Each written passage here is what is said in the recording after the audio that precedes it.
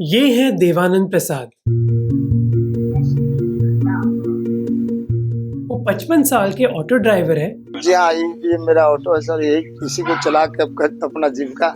जो पटना डिस्ट्रिक्ट के कुर्थौल इलाके में रहते हैं। हफ्ते के 7 दिन सुबह से लेकर शाम वो पटना शहर में अपना ऑटो चलाते हैं। पर चाहे वो कितनी भी मेहनत कर ले, महीने के एंड तक उनकी सिचुएशन बदलती नहीं है। एक महीना में बहुत मुश्किल से 15 से 20 हजार रुपया के आसपास होता है।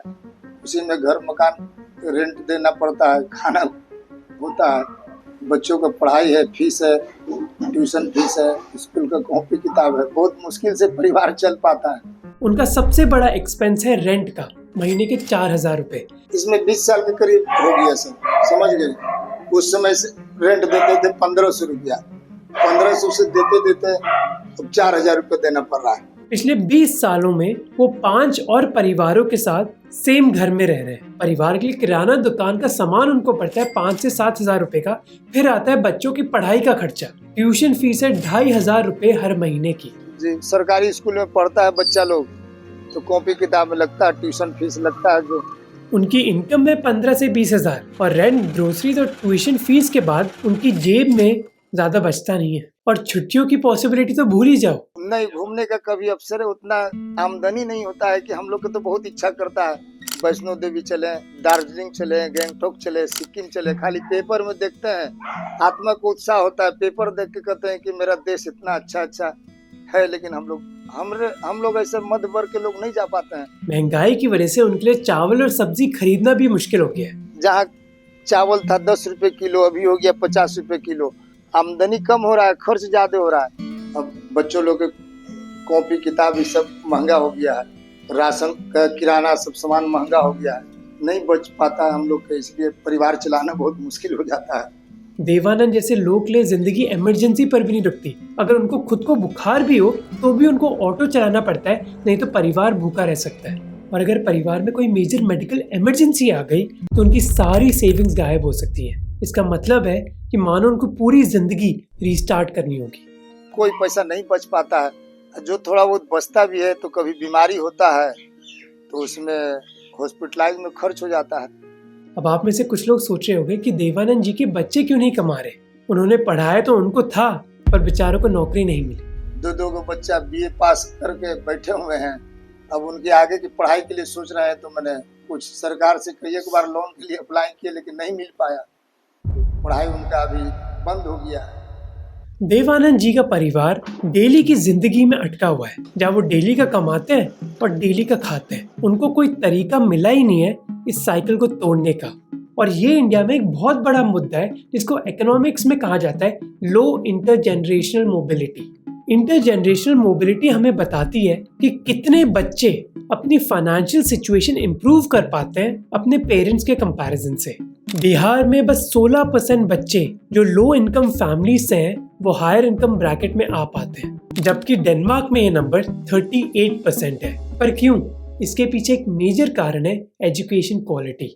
रिसर्च ने दिखाया है कि इंडिया जैसे देशों में एजुकेशन और इनकम का लिंक बहुत ज्यादा स्ट्रॉन्ग है। वो बच्चे जो ज्यादा पढ़ेंगे उनके चांसेस अच्छा कमाने की भी ज्यादा है। इसीलिए जेईई एक बहुत अच्छा तरीका है हमारे देश में इंटरजेनरेशनल मोबिलिटी का। An auto driver's son whose family struggled to meet ends meet, Nitin has secured All India rank of 884 in JEE advanced exams, putting him in a position to join his dream IIT. पर जैसे Unacademy के गौरव मुंजाल ने कहा था, So Unacademy is, I don't, internally also we don't think we are in the education business, we think we are in this tournament business. अच्छे colleges की supply इतनी कम है हमारे देश में कि उनमें घुसने के लिए मानो एक ओलंपिक स्पोर्ट जीतना पड़ता है। और इस कॉलेज की रेस को जीतने के लिए हर रिसोर्स मैटर करती है कि आपका जूता कैसा है, आप खाना क्या खा रहे हो और आपका कोच कौन है। इसी वजह से अच्छी कोचिंग हासिल करना बहुत ज़रूरी है।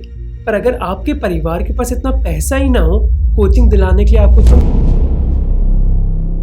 ऐसे बहुत लोग हैं कि जो इस पर जरा सा गौर करने का चीज है कि हाँ, अभी भी भारत विकसित देश में कितना दबे हुए वंचित लोग हैं, इस पर जैसा गौर करने का चीज है। परिवार की इंटरजेनरेशनल मोबिलिटी बढ़ाने के लिए आपको बच्चों के एजुकेशन में पैसा खर्च करना होगा। अगर पैसा ना हो, आप एजुकेशन में इन्वेस्ट नहीं कर सकते। इसका मतलब है कि आपकी मोबिलिटी बढ़ती नहीं है, इसका मतलब है कि पैसा कम रहता है, इसका मतलब है कि आप इन्वेस्ट नहीं कर पाते, इसका मतलब है मोबिलिटी बढ़ती नहीं, और ये साइकिल चलता रहता है। और इंडिविजुअल लेवल पर जो देवानंद जी की कहानी है वो मैक्रो लेवल पर देश की कहानी भी बन जाती है, और देश फंस जाता है मिडिल क्लास ट्रैप में। जब एक देश की इकोनॉमी कई सालों तक ग्रो करती है पर एक टाइम के बाद थम जाती है, तो लोग कितनी भी मेहनत कर ले उनकी फाइनेंशियल सिचुएशन नहीं बदल पाती। और यही देवानंद जी की कहानी है। इसके पीछे एक मेजर कारण है लक। हम अंडर एस्टिमेट करते हैं कि जिंदगी की लॉटरी हमारी जर्नी में कितना बड़ा रोल प्ले करती है। अगर आप सिंगापुर में पैदा हुए हैं जहाँ GDP per capita 82,000 US dollars है, तो आपकी जिंदगी बहुत अलग होगी। और अगर आप इंडिया के बिहार में पैदा हुए हैं जहाँ जीडीपी पर कैपिटा बस $600 है, तो आपकी जिंदगी बहुत ही अलग होगी। और इंडिया में अजीब सिचुएशन ये है कि सिंगापुर और बिहार दोनों ही सेम देश में है। There is a Singapore which is, let's say, 60 lakh people. They are exactly consuming like that. They are behaving like that. Yeah. Then there is a Poland which is another 2.5-3 crore people. Interesting. Yep. Very similar GDP, similar per capita. Yep. And then there is Mexico, which is around 7-8 crore people. That the rest of India, which is the balance India, which is Singapore, Poland, and Mexico, they are like sub-Saharan numbers, 1100 per capita. मेरा सबसे favourite coat India के बारे में है कि whatever you say about India, the opposite is also true. ये सच है क्योंकि हमारे देश में सिंगापुर भी है और सब सहारन अफ्रीका भी। सिंगापुर पार्ट को लगता है कि पोलैंड, मेक्सिको और सब सहारन वाले लोग ढंग से काम नहीं कर रहे और इसी वजह से हमारा देश अभी तक सिंगापुर नहीं बना। पर वो लोग ये भूल जाते हैं कि जिंदगी में सक्सेस के पीछे एक सीक्रेट है कि आप सिंगापुर में पैदा भी हुए थे या फिर नहीं। कई लोग भूल जाते हैं कि हमारी ग्रोथ तब होती है जब हम इन्वेस्ट करते हैं, पर आज हमारे देश में कई लोग लॉटरी खेल रहे हैं, जैसे ऑप्शन ट्रेडिंग हो गई। 2021 और 2024 के बीच 93% इंडिविजुअल इन्वेस्टर्स ने अपना पैसा ऑप्शन ट्रेडिंग में गंवा दिया। कई लोग स्मॉल कैप इन्वेस्टिंग को भी लॉटरी की तरह देखते हैं, पर ये करना जरूरी नहीं है। इधर आपकी सॉवरेन मदद कर सकता है। सॉवरेन एक प्लेटफॉर्म है जो आपको clear, easy to understand data देता है स्मॉल कैप और माइक्रो कैप कंपनीज के बारे में, जिससे इन्वेस्टर्स स्मार्टर डिसीजंस ले सके। जैसे सॉवरेन ने दिखाया कि बॉन्डाडा इंजीनियरिंग को 1700 करोड़ रुपए के न्यू ऑर्डर्स मिले थे और इन ऑर्डर्स के चलते उनका सेल्स और प्रॉफिट बढ़ेगा, जिसकी वजह से एक साल में उनका शेयर प्राइस बढ़ गया 30 से 550 तक। जब एक कंपनी को बड़े ऑर्डर्स मिलते हैं, वो अपनी फैक्ट्री को एक्सपैंड करती है और ऑर्डर्स को एग्जीक्यूट करती है, उनके प्रॉफिट्स बढ़ते हैं और शेयर प्राइस भी। पर कई लोग डेटा ड्रिवन इन्वेस्टिंग नहीं करते, बल्कि वो अंधाधुंध इन्वेस्टिंग करते हैं। पर आप ऐसी गलतियां अवॉइड कर सकते हो सॉवरेन को यूज करके। सॉवरेन आपको इनसाइट्स देती है कंपनीज के बारे में, जैसे कंपनीज का ऑर्डर बुक्स, फैक्ट्रीज एक्सपैंड हो रही हैं या फिर नहीं। अगर किसी बड़े इन्वेस्टर ने इस कंपनी में इन्वेस्ट किया है, जैसे कि कंपनी में एक्चुअली चल क्या रहा है। अब माइक्रो कैप और स्मॉल कैप इन्वेस्टमेंट वैसे ही बहुत रिस्की होती है, पर लॉटरी खेलने की जगह आप अपना रिस्क रिड्यूस कर सकते हो अगर आप सॉवरेन की इनसाइट्स के जरिए सॉलिड डेटाबेस इन्वेस्टिंग करोगे। सॉवरेन में आप फेमस इन्वेस्टर आदित्य जोशी से भी सीख सकते हो, वो भी बिल्कुल फ्री। बस आपको ये 2 वीडियोस देखने हैं उनके एजुकेशन सेक्शन में। सॉवरेन की वेबसाइट या फिर मोबाइल ऐप पर रजिस्टर करके आपको एक 45 डे का फ्री ट्रायल भी मिलेगा। ये एक curated one stop data platform है जहां आप स्टॉक्स डिस्कवर कर सकते हो और अपनी इन्वेस्टमेंट जर्नी को आगे बढ़ा सकते हो। तो डिस्क्रिप्शन में लिंक है, सॉवरेन को चेकआउट करो। गौतम देवानंद जी की तरह सिंगापुर में नहीं है बल्कि बिहार में है, जो पटना में एक बेकरी चलाते हैं। जहाँ देवानंद जी 15-20 हजार रुपए कमाते हैं हर महीना, गौतम 2 लाख रुपए कमाते हैं। देखिए, हम पटना के रहने वाले हैं और पटना शहर में ही मेरा एक बेकरी का बिजनेस है। हमको बेकरी का शौक नहीं था, लेकिन मेरी पत्नी को बेकिंग का शौक था और वो बेकिंग का कोर्स की हुई है। अब पहली नजर में आपको लगेगा कि गौतम जी की सिचुएशन तो बहुत अच्छी है, वो बेहतर जरूर है देवानंद जी के कंपैरिजन से, पर बिजनेस चलाना इतना आसान नहीं है, क्योंकि इस इनकम के साथ साथ उनके कई बिजनेस एक्सपेंसेस भी हैं। मेजरली मंथली के हिसाब से लगभग एवरेज 2 लाख का है। बिजनेस एक्सपेंसेस 60K के अराउंड रेंट और बिजली बिल में चला जाता है। उसके बाद स्टाफ एक्सपेंस में 40,000, 40 to 50,000 और उसके बाद रॉ मटेरियल्स में लगभग 40,000 के आसपास। प्रॉफिट मेरा 50,000 के आसपास। तो जो उन्होंने 50,000 रुपए कमाए, क्या वो उनकी सेविंग्स है? बिल में 20 से 22,000 रुपए चला जाता है। ग्रोसरी में 8,000 के आसपास, 8 से 9,000। उसके बाद हम लोग ज़्यादा बाहर खाते नहीं हैं, तो मतलब मान के चलिए 2 से 3 हज़ार बाहर का खाना का खर्चा होता है कभी कभी जो होता है, और उसके बाद मेरा 4 से 5 हज़ार 6 हज़ार फ्यूल एक्सपेंस है। और महंगाई एक ऐसी चीज है जो उनको लगातार चुभती रहती है। आप आज से 10 साल पहले चले जाइए, आपके लिए 50,000 रुपया काफी होते थे एक अच्छा लाइफ जीने के लिए, लेकिन आज के डेट में वो इनसफिशिएंट है। बिजनेस एक्सपेंसेस और महंगाई के बाद देश के स्मॉल बिजनेस ओनर्स बहुत परेशान है टैक्सेस से भी। आपने रिसेंटली एक वायरल वीडियो देखा होगा एक बिजनेसमैन का जो अन्नपूर्णा होटल के एमडी है कोयम्बटूर से, जो फाइनेंस मिनिस्टर निर्मला सीतारमन को जीएसटी के बारे में कंप्लेन कर रहे थे। ஃபேமிலிக்கு டிஃப்ரெண்டா ஜிஎஸ்டி போட்டு கொடுக்கறது கஷ்டமா இருக்கு. ஒரு பன்னுக்கு ஜிஎஸ்டி கிடையாது, பன்னுக்குள்ள ஒரு கிரீம் வச்சுட்டு அதுக்கு 18% ஆயிடுச்சு. கஸ்டமர் என்ன சொல்றாரு, நீ கிரீமையும் ஜாமையும் கொண்டா நானே வச்சுக்கிறேன், ஆனா நடக்க முடியல।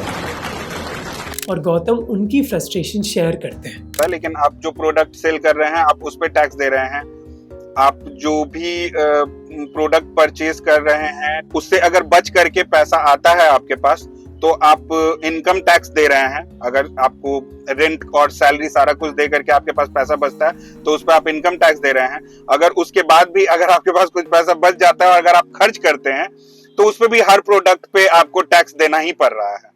तो इस हिसाब से भी थोड़ा ज्यादा हो जाता है नॉर्मल पीपल्स के लिए। टैक्सेस और दूसरे खर्चों के बाद उनके पास ज्यादा सेविंग्स बचती नहीं है, जिसका मतलब है कि अपने बिजनेस में री इन्वेस्ट करना मुश्किल हो जाता है। कई बार अपने परिवार की खुशी उनको कॉम्प्रोमाइज करनी पड़ती है, जो एक इमोशनल बर्डन बन जाता है। जितना में सिर्फ आप घर चला पा रहे हैं और आप अपने फैमिली के लिए कुछ नहीं कर पा रहे हैं और खुद के लिए भी कुछ नहीं कर पा रहे हैं तो वो एक इशू होता ही है। अगर हम लोग को ऐसे भी कुछ एक्सटर्नल खर्चा आ जाता है तो वो हम लोग के लिए प्रॉब्लम हो जाता है।